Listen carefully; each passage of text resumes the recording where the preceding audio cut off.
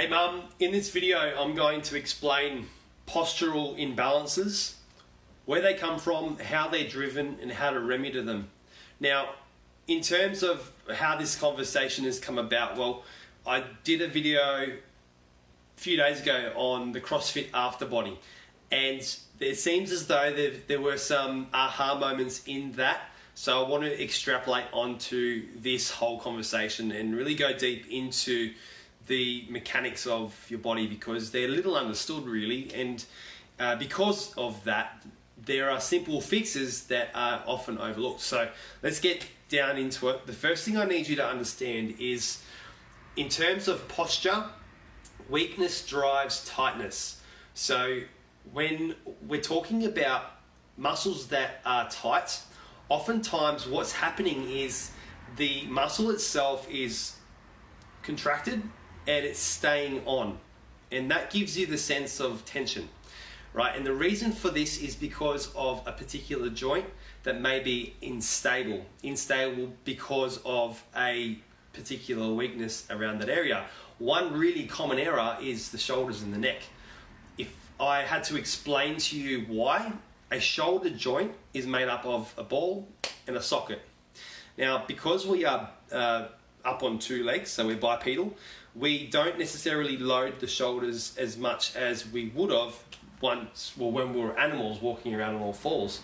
So because of that, the bones up here have actually started to, over time, evolve to not need to take as much load. Therefore, what happens is, rather than having a ball and a socket like this, which is very stable, you get a ball and a half socket, okay, which is very unstable.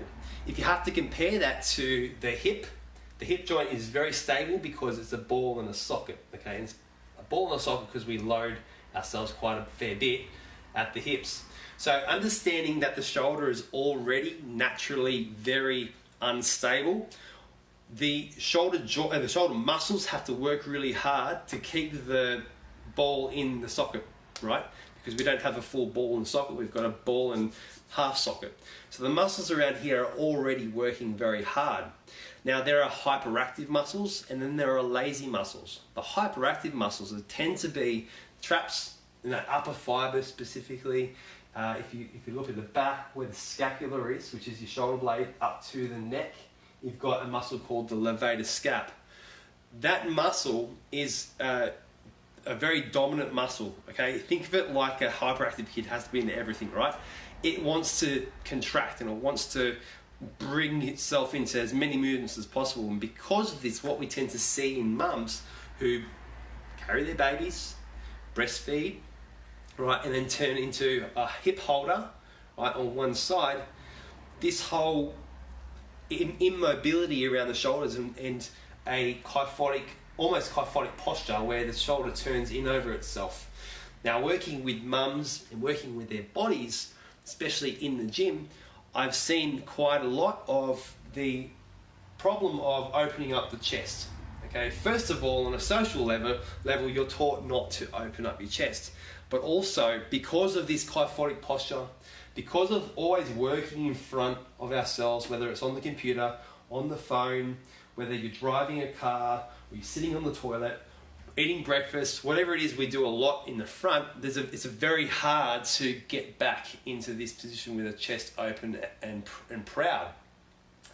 And because of that, the muscles down here, which are responsible for balancing out the muscles up here, tend to get very lazy and very weak. I use the analogy of a tent.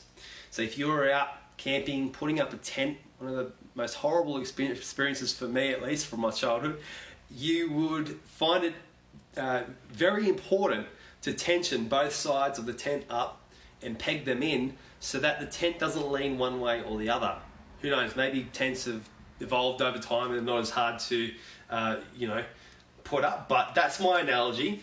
If, for example, one side was tighter than the other, you're going to have a really hard time because your body is going to be lopsided.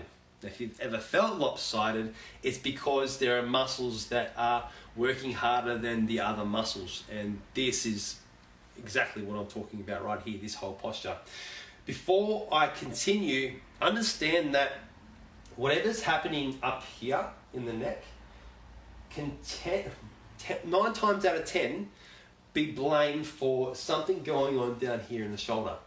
And the same is true for anything in the elbow, right? Often comes from the shoulder. And more specifically, anything in the thoracic spine area tends to affect the lumbar, tends to affect the hip, the knee, the ankle, and so forth. So what I'm trying to explain here is that your body is a chain.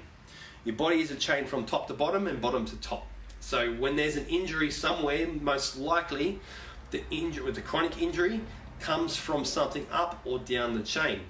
Shoulders, they're big culprits for a lot of pain in the thoracic spine, in the neck, even as low down as the lumbar.